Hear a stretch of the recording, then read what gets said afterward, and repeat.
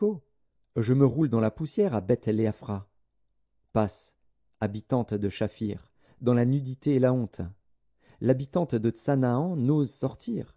Le deuil de Beth-Haetzel vous prive de son abri.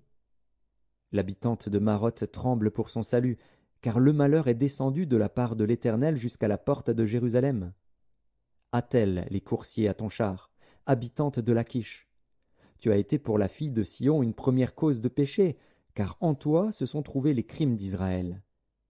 C'est pourquoi tu renonceras à Moréchet-Gath. Les maisons d'Aksib seront une source trompeuse pour les rois d'Israël. Je t'amènerai un nouveau maître, habitante de Marécha.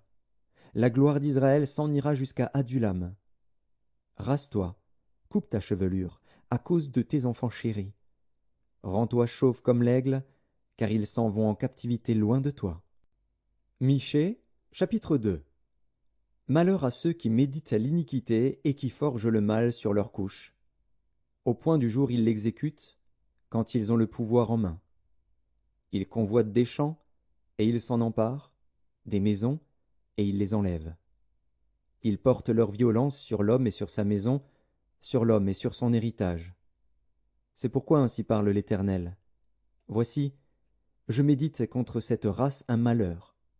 Vous n'en préserverez pas vos coups, et vous ne marcherez pas la tête levée, car ces temps seront mauvais.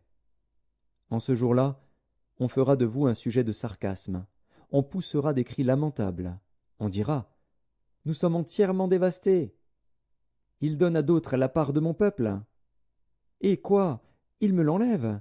Il distribue nos champs à l'ennemi. » C'est pourquoi tu n'auras personne qui étende le cordeau sur un lot dans l'assemblée de l'Éternel. Ne prophétisez pas, disent-ils, qu'on ne prophétise pas de telles choses. Les invectives n'ont point de fin. Oses-tu parler ainsi, maison de Jacob? L'Éternel est-il prompt à s'irriter? Est-ce là sa manière d'agir? Mes paroles ne sont-elles pas favorables à celui qui marche avec droiture? Depuis longtemps on traite mon peuple en ennemi. Vous enlevez le manteau de dessus les vêtements de ceux qui passent avec sécurité en revenant de la guerre. Vous chassez de leur maison chérie les femmes de mon peuple. Vous ôtez pour toujours ma parure à leurs enfants. Levez-vous, marchez, car ce n'est point ici un lieu de repos.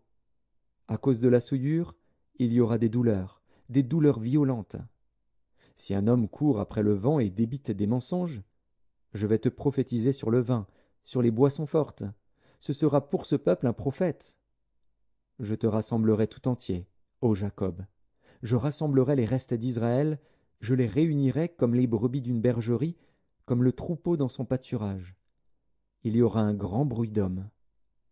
Celui qui fera la brèche montera devant eux. Ils feront la brèche, franchiront la porte et en sortiront. Leur roi marchera devant eux,